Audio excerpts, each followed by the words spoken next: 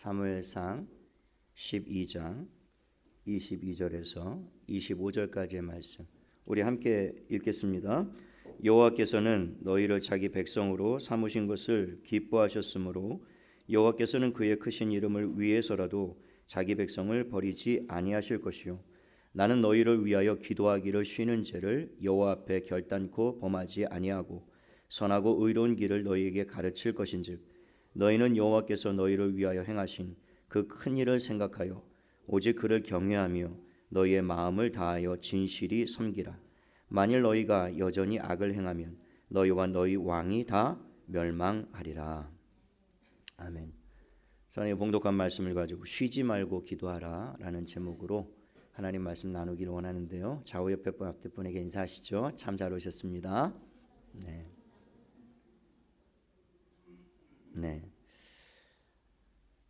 기도의 제목에 잘 나타나는 것처럼 오늘 말씀의 주제는 기도에 관한 말씀입니다. 설교의 제목을 데살로니가전서 5장 17절의 말씀 쉬지 말고 기도하라 이렇게 정했는데요. 원래 제가 하고 싶었던 제목은 그게 아니라 다른 제목이었습니다.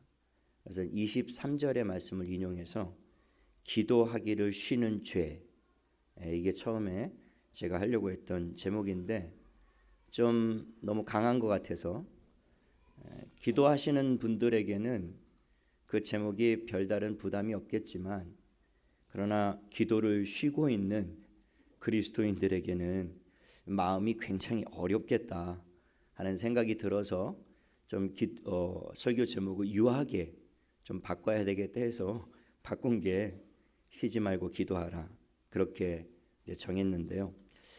저는 부디 오늘 이 말씀을 통해서 우리 한생명교회 성도들이 정말 우리 장로님 기도하신 대로 마지막 때인데 기도하기를 쉬는 그 죄를 결단코 범하지 않는 그리고 하나님 앞에서 항상 깨어 기도로 준비하는 저와 여러분의 삶이 될 수 있게 되기를 예수님의 이름으로 부탁을 드립니다. 제가 지난 2년 동안 그 설교했던 주일 설교의 내용을 쭉 한번 살펴보았더니 좀 당황스러운 부분들이 있더라고요. 그것은 제가 기도에 관한 설교를 전혀 하지 않았다라는 거예요. 기도에 대한 설교를 언제 했나 봤더니 2017년 6월에 기도를 회복하라 라는 제목으로 기도에 관해서 설교했던 것이 전부였던 것이죠. 물론 제가 설교 중간중간에 기도를 강조하고 또 기도에 대한 도전도 많이 주었던 것이 사실이지만 그 기도에 대해서만 집중적으로 설교를 했던 것은 없었다라는 사실을 발견한 거예요. 사실 저는 기도를 굉장히 중요하게 여기는 사람입니다. 처음 예수님을 믿는 순간부터 이 기도의 훈련을 너무 많이 받았기 때문에 그래요. 철야 기도, 또 새벽 기도, 산 기도, 금식 기도, 작정 기도, 그리고 특별한 기도 제목이 있을 때면 어김없이 금식 기도원에 올라가서 며칠 동안 금식하며 또 하나님 앞에 기도굴에 들어가서 혹은 산에 올라가서 또 제가 자주 다니는 최자실 금식 기도원에는 그 특별히 무덤이 이렇게 쭉 성도들의 무덤이 있는데 거기에 가서 기도하면 잘 돼요. 졸 수가 없습니다. 정신이 번쩍번쩍 나고 특별히 밤에 올라가서 거기서 기도하면 부르짖지 않을 수가 없어요. 난 뭐가 바스락하면 소스라치게 놀라서요. 졸릴래야 졸릴 수가 없습니다. 그렇게 기도를 참 많이 훈련을 받았죠. 모든 사역에는 기도가 늘 우선이 되었고요.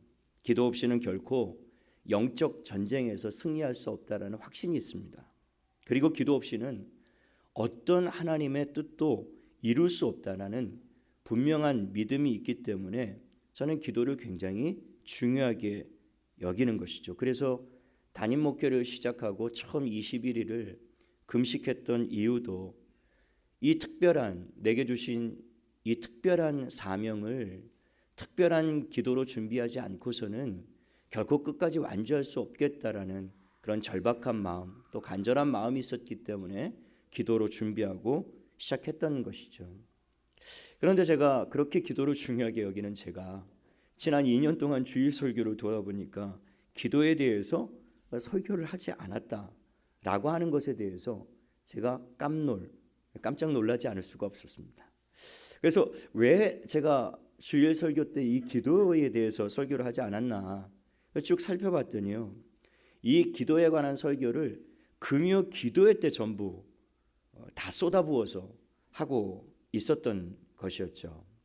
그러니까 지난 2년 동안 금요 기도회 때 이 기도에 관한 설교만 100편 정도 설교를 한 거예요. 그러니까 금요 기도회 때 계속 기도에 대해서 강조하고, 기도에 대해서 도전하고, 기도에 대한 인물을 소개하고, 또 기도의 역사, 기도의 응답, 기도에 관련된 모든 말씀을 전부 금요 기도회 때 하고 있었던 것이죠. 근데 안타까운 것은 좀 많은 성도들이 동참하여 그 기도의 도전을 받고 기도의 말씀을 듣고 함께 정말 기도하는 분들이 많았다면 얼마나 좋았을까, 그런 생각이 들더라고요.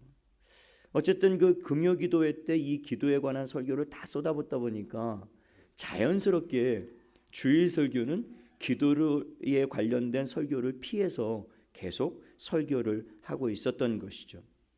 제가 문득 그런 생각이 들더라고요. 만약에 우리 교인들이 기도하기를 쉬는 죄를 지금 범하고 있다면 그 제 책임이 상당히 크겠다. 성도들 많이 모이지 않는 금요 기도회 때만 계속 기도에 대해서 설교하다가 정작 우리 교인들이 다 모이는 주일날에는 내가 기도에 대해서 이렇게 많이 설교를 안 했구나 하는 생각 때문인 것이죠. 부디 오늘 이 기도에 관한 이 설교를 통해서 저와 여러분 가운데 다시 한번 기도에 도전이 임하기를 원하고요, 항상 깨어서 쉬지 말고 기도하는 저와 여러분들의 삶이 회복되어지기를 예수님의 이름으로 부탁을 드립니다. 사무엘은 오늘 본문 22절에 보니까 여호와께서는 너희를 자기 백성으로 삼으신 것을 기뻐하셨으므로 여호와께서는 그의 크신 이름을 위해서라도 자기 백성을 버리지 아니할 것이라, 이렇게 말씀을 하고 있습니다. 하나님은 그가 택하신 백성들을 결코 버리지 않으시는 분이시다라고 사무엘이 말씀하고 있어요. 하나님은 자기 백성을 사랑하시되 끝까지 사랑하신다고 주님이 말씀하셨어요. 그러나 하나님이 우리를 끝까지 사랑하시고 어떤 상황 가운데서도 버리지 않을 것임을 우리가 믿지만, 이 말씀이 우리가 어떤 상황에서 아무렇게나 살아도 괜찮다라는 것을 의미하는 것은 아니라는 거예요. 하나님이 그의 백성을 사랑하시고 선택하시고 부르셨지만, 그래서 그 백성을 끝까지 버리지 않을 것이 분명하지만, 그럼에도 불구하고 우리가 아무렇게나 세상 가운데 살아도 괜찮다, 그런 것을 뜻하는 것은 아니라는 것이죠. 오늘 24절에 보면 사무엘은 너희는 여호와께서 너희를 위하여 행하신 그 큰 일을 생각하여 오직 그를 경외하며 너희의 마음을 다하여 진실이 섬기라 라고 도전하고 있는 겁니다. 하나님의 은혜를 입고 구원을 받은 그의 택하신 자들은 그의 합당한 삶을 살아야 한다라고 하는 것이죠. 우리를 위하여 행하신 그 큰 일을 생각하라고 24절에 말씀하고 있는데요, 우리를 위하여 행하신 그 큰 일이 무엇이겠습니까? 하나님이 세상을 이처럼 사랑하사 독생자를 이 세상에 보내주시한 일이야말로 하나님이 우리 인생 가운데 하신 가장 크고 위대한 일이 아니겠습니까?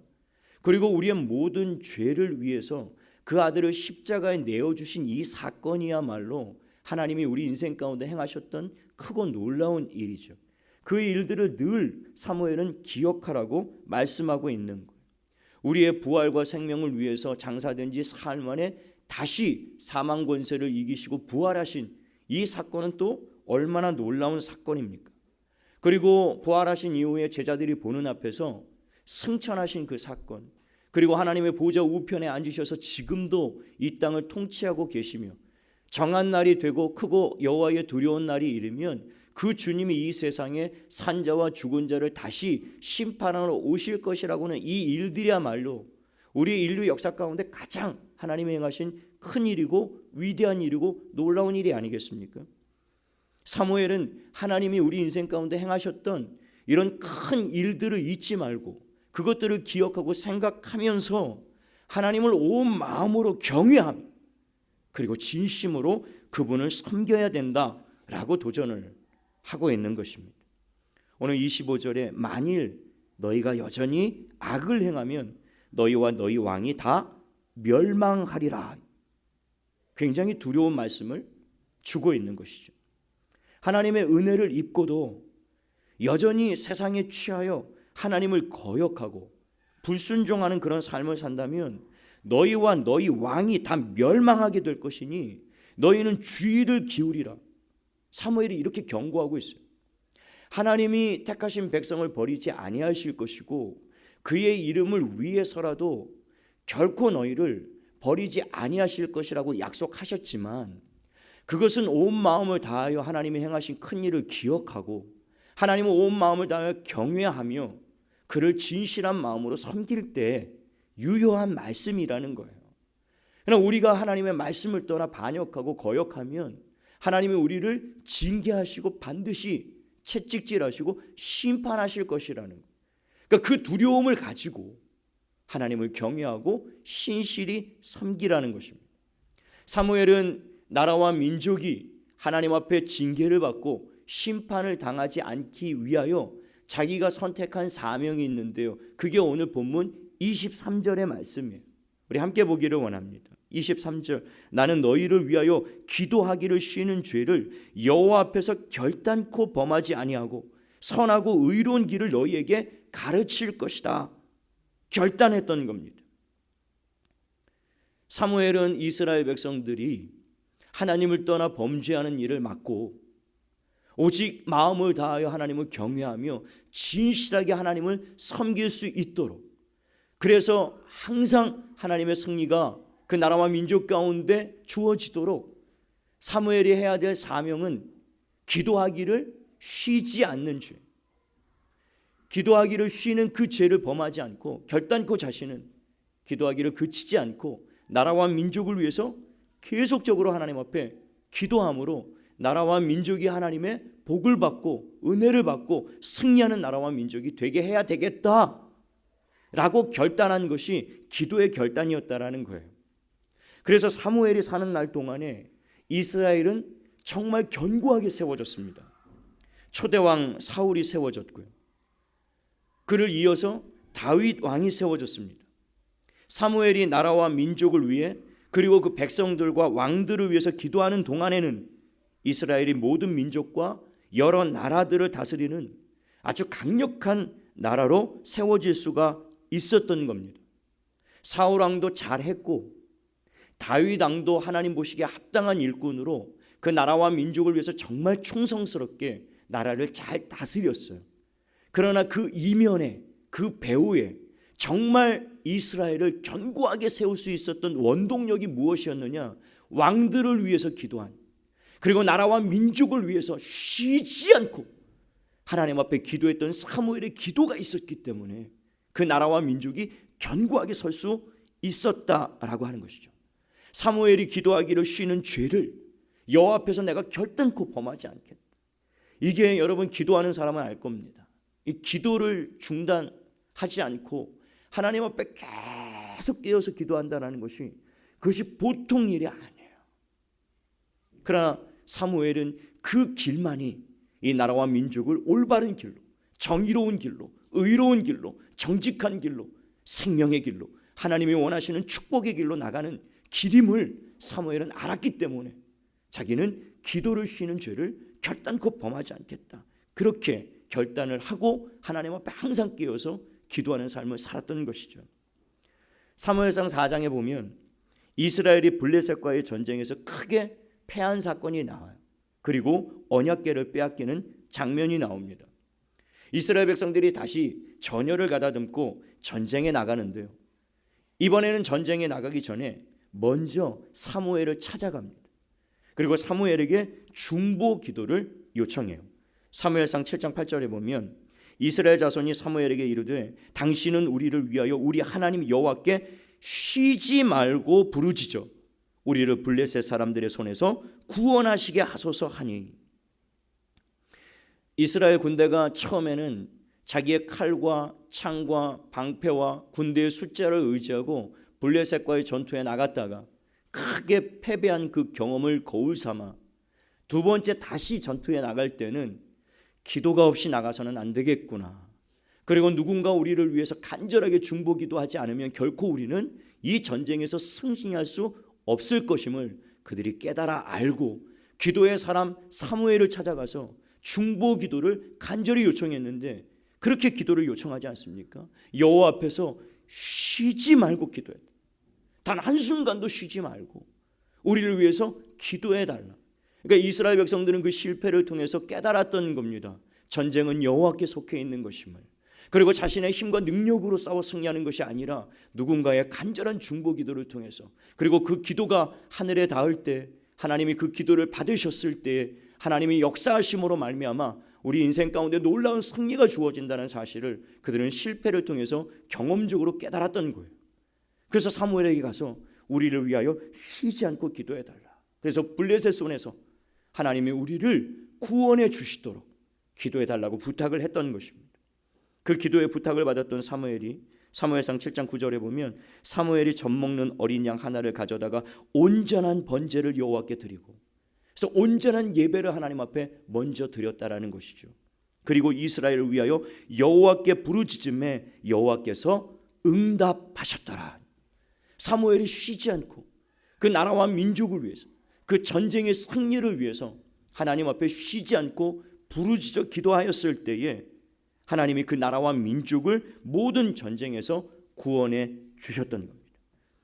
사무엘이 블레셋과의 그 전쟁에서 승리하고 이스라엘 백성들이 돌아올 때 그들 앞에서 돌 하나를 취합니다. 그리고 그 돌을 미스바와 센 사이에 세워요. 그리고 그 유명한 말씀을 선포합니다. 여호와께서 여기까지 우리를 도우셨다 하고 그 이름을 에벤에셀이라 하니라. 여호와께서 여기까지 우리를 도우셨다. 이것은 전적인 하나님의 도우심으로 우리가 승리할 수 있었다, 이 선포를 했던 것이죠. 사무엘이 쉬지 않고 여호와께 기도할 때 하나님이 그 나라와 민족을 위해 에벤에셀의 승리를 주신 겁니다. 우리의 인생도 뒤돌아보면 하나님이 여기까지 우리를 도우셨기 때문에 우리가 여기까지 올 수 있는 것이 아니었습니까? 에벤에셀의 하나님이 우리의 인생을 여기까지 인도하셨단 말입니다. 그리고 하나님은 우리의 남은 인생 가운데도 거기까지 우리의 인생을 인도하시기를 원해요. 우리의 인생 모든 여정에 그분은 에벤에셀의 승리를 주시기를 원하시는 하나님이란 말입니다. 그 에벤에셀의 승리가 어떻게 주어지는가? 기도하는 사람을 통해서 이루어진다라는 겁니다. 쉬지 않고 하나님을 바라보고 쉬지 않고 하나님 앞에 깨어 기도하는 그 인생을 통하여 하나님이 에벤에셀의 승리를 주시는 줄로 믿게 되시기를 예수님의 이름으로 축원합니다. 깨어서 기도하는 사람에게.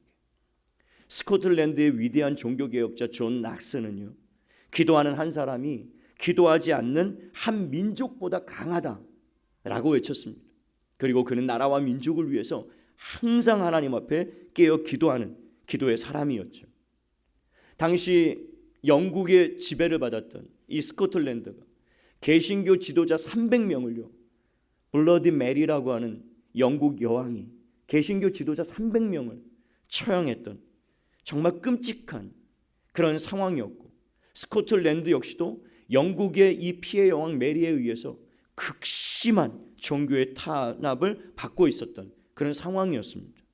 그때 나라와 민족을 위해서 목숨을 걸고 기도했던 사람이 바로 이 존 낙스였다라고 하는 거예요. 그 존 낙스의 기도를 보면 Oh God, give me Scotland or I die, 이렇게 기록. 하나님이여 스코틀랜드를 내게 주십시오. 그렇지 않거든 죽음을 주십시오. 스코틀랜드가 그 나라와 민족의 위기 앞에서 자기의 목숨을 걸고 마치 이스라엘의 멸망과 심판 앞에서 자신의 생명을 걸고 기도했던 모세처럼 하나님 차라리 이 백성들을 심판하시려거든 제 이름을 생명책에서 지워버려 주십시오. 그렇게 기도했던 모세처럼 이 존 낙스가 나라와 민족의 그 위기 앞에 이제 곧 무너질 것 같은 그 나라의 위험 앞에서 그가 늘 하나님 앞에서 목숨을 걸고 이 민족을 하나님 살려주시고 그렇지 않거든 제 목숨을 하나님 거두어 달라 그렇게 기도함으로 말미암아 이 존 낙스의 간절한 기도를 통해서 피해 여왕 메리가 어느 날 갑자기요 급작스러운 질병의 원인을 알 수 없는 질병에 걸려서 죽음을 맞게 됩니다. 그때 죽어가던 이 피해 여왕 메리가 이런 고백을 해요. 기도하는 존 낙스 한 사람이 영국의 100만 대군보다 더 두렵도다. 그 고백을 하고 죽어갔습니다. 여러분 이 존 낙스 한 사람의 기도가 스코틀랜드를 개신교 국가로 세웠고요. 견고하게 하나님을 신실하게 섬기는 나라와 민족이 될 수 있도록 만들었던 겁니다. 여러분 한 사람의 기도가요 결코 약하지 않습니다. 제가 전에도 그 도전을 드렸지만 나 한 사람쯤이야가 아니라 나 한 사람만이라도 라고 하고 깨어있는 나라와 민족을 위해서 기도하는 한 사람이 있다면요 하나님은 그 한 사람의 기도를 외면하지 않는 것입니다.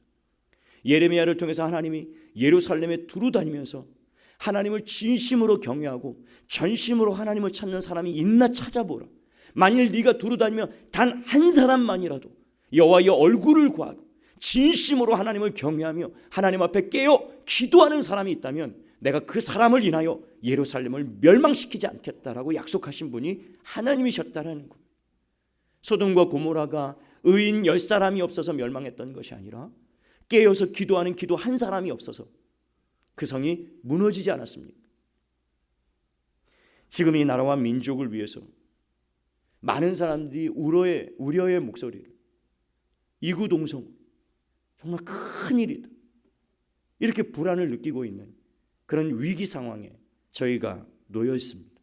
한 치 앞도 내다볼 수 없는 국내외로 이게 어디로 가야 될지 방향을 지금 못 잡고 있는 것 같은 그런 불안함이 모든 국민들 마음에 있지 않습니까?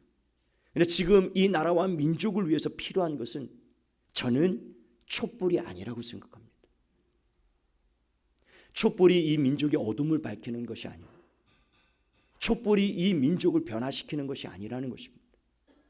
왜냐하면 이 정부도 이 정권도 촛불로 세워진 것이잖아요. 수백만에 달하는 이 민족이 염원하고 간절히 소원하고 그 매 소원 한파에도 온 가족이 이 민족의 민주화를 위해 촛불을 들어서 세운 정권이잖아요. 그런데 다시 또 촛불을 들어서 이 정권을 물리쳐야 된다라. 여기저기서 촛불을 들고 있다라. 그런데 과거에 그 촛불은 한 마음으로 일어났는데 지금 이 촛불은 나뉘어져서 일어나고 있는 겁니다. 우리는 도대체 어디에서 촛불을 들어야 된단 말입니까? 최근에 유튜브 영상에서 어떤 한 목사님이 비열한 목사들에게 하는 제목으로 글을 올리고 영상을 올린 것을 보고 제가 마음이 너무 아팠어요. 목사들이 정치를 향하여 이 어두운 세상을 향하여 담대하게 말씀을 외치고 나가서 함께 촛불을 드는 일에 동참하지 않는 모든 목사들은 거짓 목사다. 그것은 하나님의 참 종이 아니다. 그리고 광화문에 나가서 촛불을 드는 그야말로 진실로 하나님의 선지자요 하나님이 세운 종이다. 여러분 서초동에서 촛불을 드는 민심이 있고 광화문에서 촛불을 드는 민심이 있는데 이게 어느 것이 정말 하나님의 뜻인지 정말 혼란스러운 우리는 그 가운데 있지 않습니까? 지금 이 시대에 필요한 것은 어느 곳에 나가서 촛불을 들고 개혁을 부르짖는 것이 그것이 이 민족을 살리는 길이 아니라 하나님 앞에 깨어서 정말 무릎을 꿇고 이 나라와 민족을 내게 주십시오. 그렇지 않으면 죽음을 달라고 모세처럼 존 낙스처럼 기도하기를 쉬는 죄를 내가 결코 여호와 앞에서 범하지 않겠노라. 누가 보지 않아도 은밀한 중에 보시는 하나님 앞에서 무릎을 꿇고 나라와 민족을 위해서 끊임없이 쉬지 않고 기도하는 사무엘과 같은 한 사람이 저는 이 시대에 필요하리라고 믿습니다. 그 사람이 필요한 거예요. 이 나라와 민족을 이 위기 앞에서 건져낼 것은 기도하는 한 사람, 사무엘과 같이 쉬지 않고 하나님을 경외하며 진실하게 하나님 앞에 예배하며 진실하게 하나님의 얼굴을 구하며 하나님을 두려워하는 마음으로 정직한 삶을 살고 의로운 삶을 살고 공의로운 삶을 살고 하나님의 말씀에 순종하고 어디로 가든지 주와 동행하고 어느 곳에 있든 주님을 바라보고 온 마음을 다하여 시간을 정하여 주님 앞에 무릎을 꿇고 하나님 앞에 민족을 위해 나라를 위해 간절히 기도하는 한 사람이 이 시대에 필요하다라고 하는 것이죠. 지금 이 대한민국 총체적인 위기가 맞다라고 여겨져요. 많은 사람들이 불안해합니다. 정치, 경제, 교육, 안보 모든 면에서 위태위태해. 이념 갈등이 너무 심화돼서 이 나라 정치권에는 두 파만 있는 것 같아요. 하나는 종북 좌파 빨갱이, 또 하나는 친일파 매국노. 이 두 파가 정권을 잡고 막 나라와 민족을 사불오열시키고 끊임없이 민족을 갈라놓고 있는 그런 안타까운 현실에 이 민족이 어디로 가야 될지 방향을 못 잡고 막 헤매이고 있는 그런 상황 아닙니까?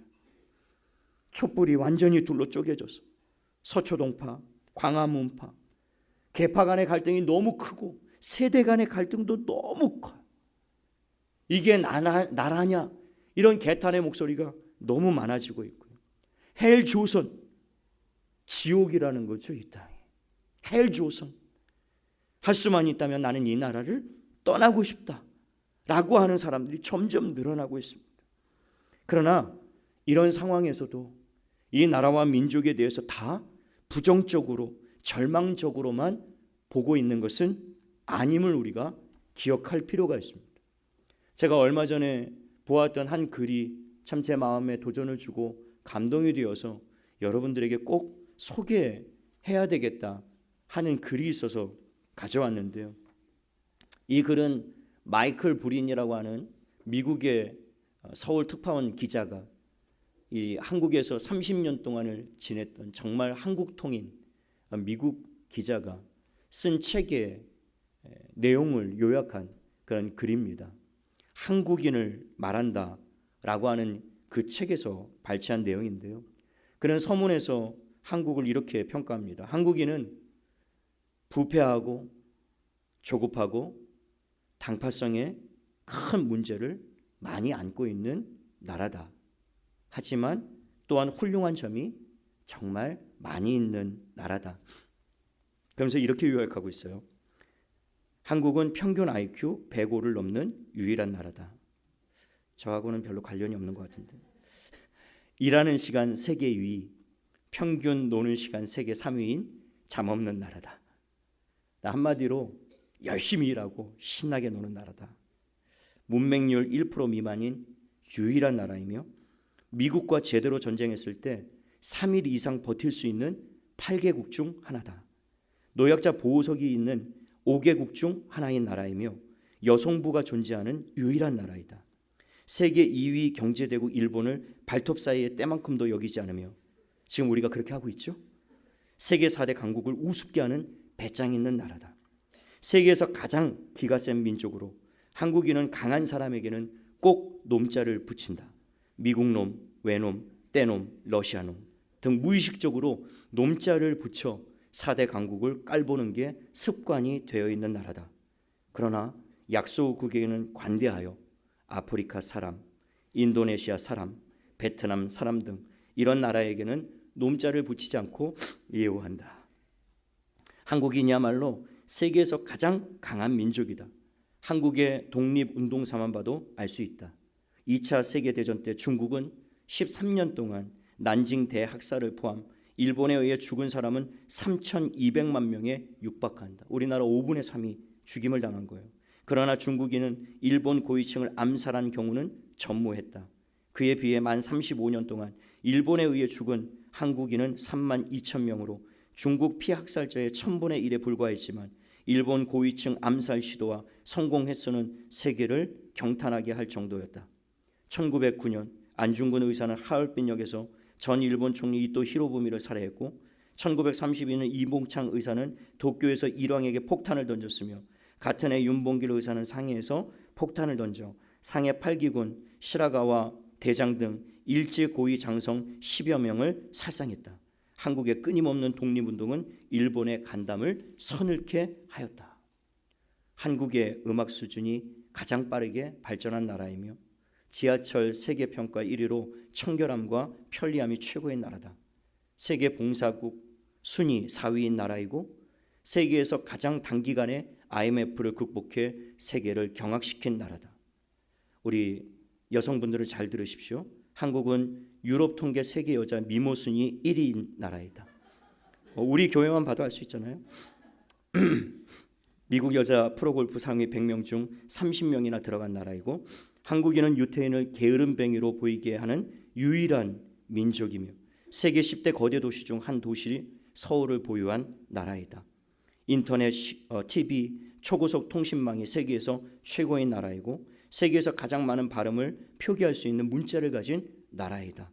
한글 24개 문자는 11,000개의 소리를 표현할 수 있는데 일본어로는 300개, 중국어로는 400개에 불과하다라는 거예요.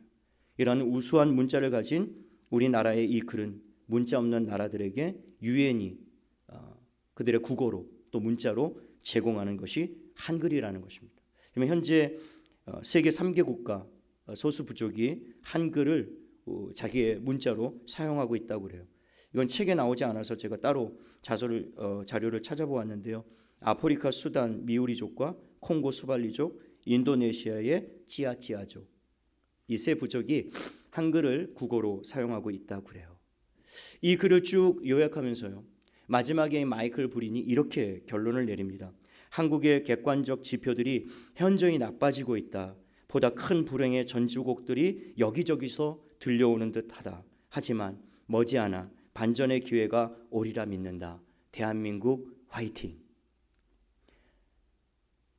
여러분, 이 마이클 브린이 쓴 이 글을 보면, 제가 이 글을 읽으면서 저도 참 대한민국에 대해서 부정적이고 절망적인 생각을 많이 갖다가 이 글을 읽는 순간 한국에 대한, 또 한국인이라고 하는 그 자긍심과 자부심, 하나님이 오늘 22절의 말씀처럼 하나님이 이 나라와 민족을 선택하셨고요, 그의 이름을 위해서라도 이 민족을 결코 버리지 아니하실 것이라고 하는 그런 확신이 다시 한번 제 마음 가운데 들면서, 하나님이 이 민족을 얼마나 사랑하셨는가, 그리고 여기까지 하나님의 에베네셀로 우리를 인도하시지 않았습니까? 그리고 세상 끝날까지 하나님이 이 나라와 민족을 결단코 포기하지 않으시고 버리지 아니할 것이며, 하나님이 함께 하시는 한 이 민족에게는 여전히 소망이 있다라는, 그리고 그 하나님을 경외하는 교회가 있는 한, 그리고 하나님 앞에 오늘 사무엘처럼 내가 기도하기를 쉬는 죄를 결단코 범하지 않겠노라고 결단하며 하나님 앞에 항상 깨어서 사무엘과 같이, 모세와 같이, 존 낙서와 같이 내가 하나님 기도의 제물로 하나님 앞에 나를 드리기를 원합니다.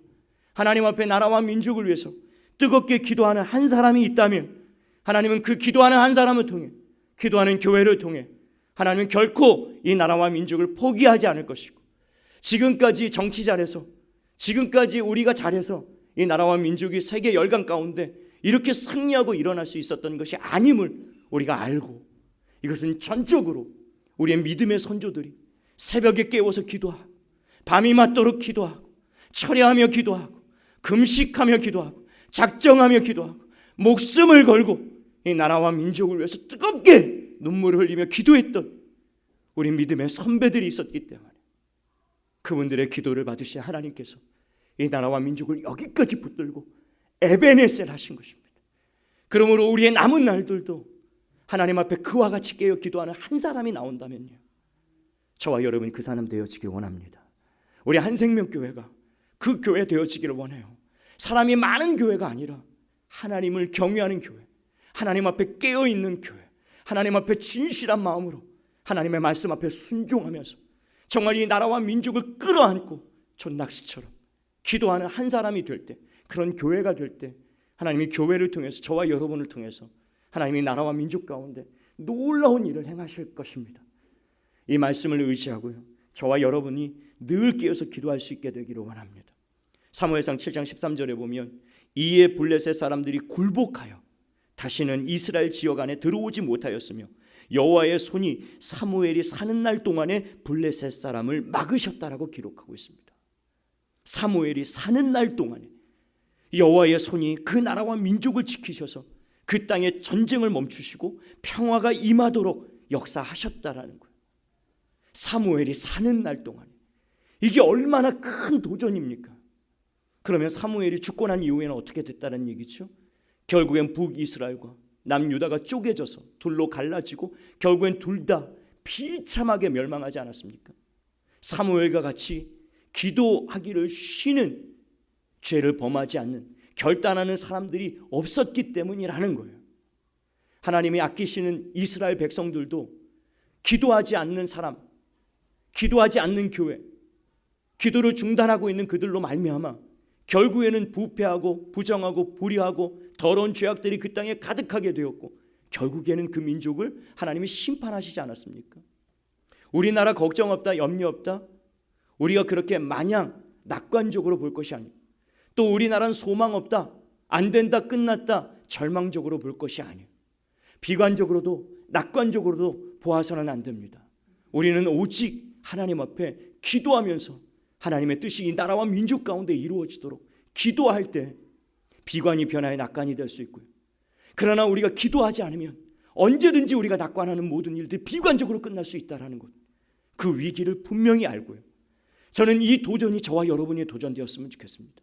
사무엘이 사는 날 동안에, 송송 목사가 사는 날 동안에, 여러분이 사는 날 동안에, 여러분이 있는 한 가정이 세워지고, 여러분이 있는 한 우리 한생명교회가 세워지고, 아멘 합시다.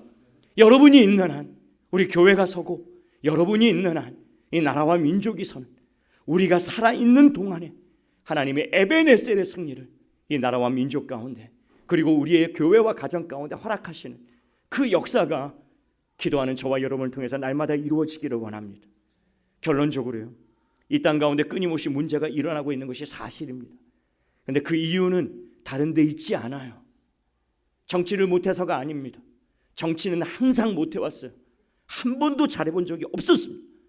우리 한국 역사 가운데 정치를 잘해본 적은 한 번도 없었습니다. 단 한 번도. 정치의 문제가 아니에요. 교회가 기도를 쉬고 있기 때문인 것입니다. 교회가 모여야 될 때 모이지 않고, 기도해야 될 때 기도하지 않고, 무릎을 꿇어야 될 때 기도가 깨어서 기도하지 않기 때문이라는 거예요. 여러분, 기도를 쉬는 것은 죄입니다. 기도를 중단하는 것은 죄예요. 기도가 무너지면 나라가 무너집니다. 기도가 무너지면 교회가 무너집니다. 기도가 무너지면 가정이 무너져요.